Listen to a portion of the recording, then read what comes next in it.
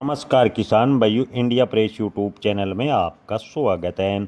चने पर आयात शुल्क लगा, क्या चने के भाव में बनेगी तेजी? किसान भाइयों, सरकार ने चना आयात पर शुल्क में बढ़ोतरी की है। किसान भाइयों के मन में सवाल है कि क्या इससे चने के भाव में तेजी बनेगी।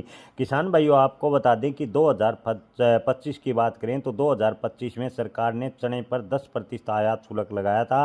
हालांकि अभी सरकार ने इसे बढ़ाकर 15% किया है, यानी चना आयात पे सरकार ने 5% शुल्क लगाया है। जो ऑस्ट्रेलिया तंजानिया से जो चना आयात किया जाता था उस पर थोड़ा शुल्क ज़्यादा लगा है।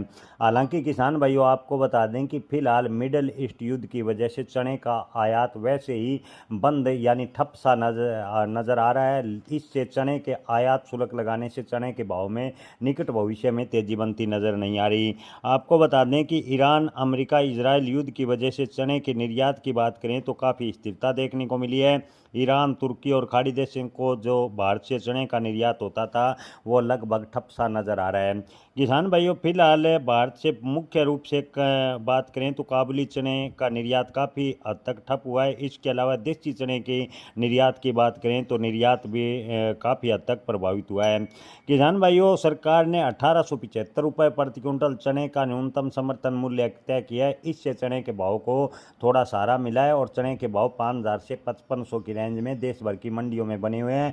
हालांकि न्यूनतम समर्थन मूल्य पर कई राज्य सरकारें चने की खरीदी कर रही है। ऐसे में किसान भाइयों, अगर आपको चने का न्यूनतम समर्थन मूल्य पर बेचना है तो 5875 रुपये प्रति क्विंटल पर चने की बिक्री सरकार को कर सकते हैं। राजस्थान, मध्य प्रदेश, उत्तर प्रदेश सहित कई राज्य सरकारें चने की न्यूनतम समर्थन मूल्य पर खरीदी कर रही है, जिससे चने के भाव में गिरावट की जो संभावनाएं थी उस पर थोड़ा ब्रेक लगा। लेकिन किसान भाइयों के मन में सवाल है कि क्या आगे तेजी बनेगी।